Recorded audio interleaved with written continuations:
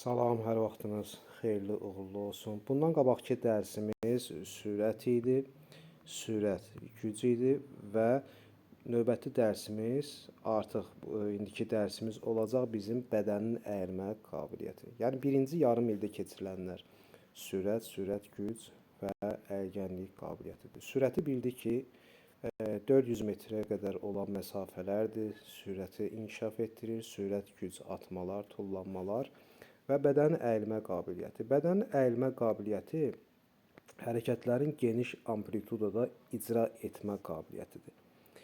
Yəni bu hərəki qabiliyyət oynaqların mütəhərrikliyi, əzələ bağ aparatının elastikliyi varsa, amplituda varsa, bu olacaq əyilgənlik qabiliyyəti. Və gimnastik hərəkətlər, yəni durduğumuz vəziyyət ki var, hansı ki durmuşuq, əllər beldə boynun dairəvi hərəkətidir, çiyinlərin dairəvi hərəkətidir, belin dairəvi hərəkəti, dizin, topuğun dairəvi hərəkətləri əyilgənlik qabiliyyətinə aid olacaq. Əyilgənlik qabiliyyəti əlaqəlidir hansı hərəki qabiliyyətlərlə? Əyilgənlik qabiliyyəti əlaqəlidir çeviklik və dözümlülük qabiliyyəti ilə. Əyilgənlikdə bax, qaçış yoxdur, tullanma yoxdur. Sadəcə yerimizdə belə deyim, qolların dairəvi hərəkətini eləyiriksə, bir sözlə səy gimnastikasını gözümüzün önünə gətirsək, bu olacaq əyilgənlik qabiliyyəti. Əyilgənliyin tərifi hərəkətlərin geniş amplitudada icra etmək qabiliyyəti. Komponenti, iki komponenti var. Oynaqların mütəhərrikliyi və əzələ bağ aparatının elastikliyi. Yaş dövrü 6-11 yaşdır. Əlaqəli olduğu bayaq dediyim kimi çeviklik, dözümlülük hərəki qabiliyyətlə əlaqəlidir. Metodlar təkrar seriyalı, fasiləli və dairəvi. Funksional sistemlərlə əlaqəsi mərkəzi sinir sistemi, oynaqların mütəhərrikliyi, əzələ bağ aparatı. KSQ qiymətləndirməsi. KSQ qiymətləndirməsində biraz diqqətli olaq.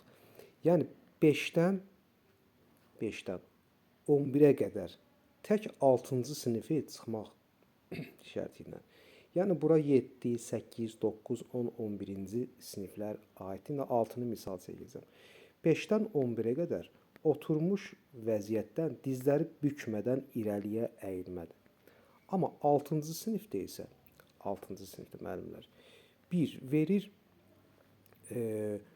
oturmuş vəziyyətdən dizləri bükmədən irəliyə əyilmə. Duruş vəziyyətindən əllərin ayaqlara, pəncələrə çatdırılmasıdır. Körpü vəziyyəti 3. 4-cü də olacaq gimnastika çubuğunu baş arxasına aparıb gətirmə. Və diaqnostiklə BSQ-yə baxsaq, diaqnostiklə BSQ-də hər ikisində eynidir. Oturmuş vəziyyətdən irəliyə əyilmə. Artıq burada dizləri göstərməyib KSQ-dəki kimi. Təzahür etdirən formaları isə müəllimlər olacaq dinamik və statik. Və dinamik nədir və statik nədir? Dinamik hərəkətlərin icrası varsa, bu dinamikdir. Statik isə saxlama varsa, hərəkətlərin saxlanması varsa, statikdir. İcra etmə varsa, dinamikdir. Yəni hərəkətli, hərəkətsiz. Məsələn, mən gimnastika çubuğunu baş arxasına aparıb gətirirəm. Yəni burada bir hərəkət varsa, bu olacaq dinamik. Amma statik isə, məsələn, mən körpü vəziyyətinə gedirəm və qalıram. Artıq burada saxlama var. Dayandımsa, statikdir. Hərəkət varsa, olacaq dinamik.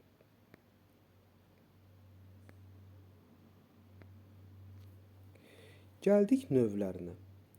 Növləri var fəal, var qeyri-fəal. Fəal nədir?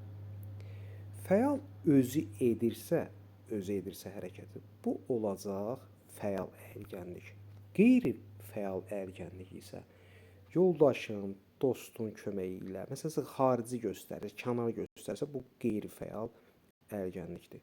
Məsələn, mən körpü vəziyyətinə özüm gedirəm, qayıdıram. Bu olacaq fəal ərgənlik. Amma mən körpü vəziyyətinə divardan tutaraq gedirəm. Bu olacaq qeyri-fəal. Və yaxud mən körpü vəziyyətinə gedirəm müəllimin köməyi ilə. Bu olacaq qeyri-fəal ərgənlik. Yəni növləri olaraq desək fəal və qeyri-fəal ərgənlikdir.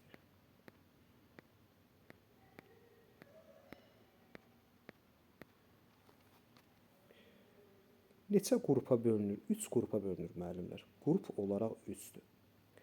Dinamik, statik və qarışıq. Dinamik olduğu kimi, yenə bayaq dedim ki, icra etmə var, statik artıq saxlama var və qarışıq nədir? Qarışıq hər iki, yəni dinamiklə statikin birləşməsindən əmələ gəlir. Məsələn, şagird körpü vəziyyətinə gedir, saxlayır 1, 6, 10 saniyə və bu hərəkəti etdikdən sonra keçir artıq hərəkətli bir vəziyyətə. Yəni hər ikisində birində deyir ki, məsəl üçün şagird körpü vəziyyətinə gedir, körpü vəziyyətində qalır. Bu olacaq statik vəziyyət və onun ardıcı deyir ki, və bu hərəkəti təkrarlayır və hərəkət varsa bu olacaq dinamik hərəkət. Statik yenə deyirəm, saxlamadır, dinamik hərəkətlidir. Amma hər ikisini eyni versə bu olacaq qarışıq.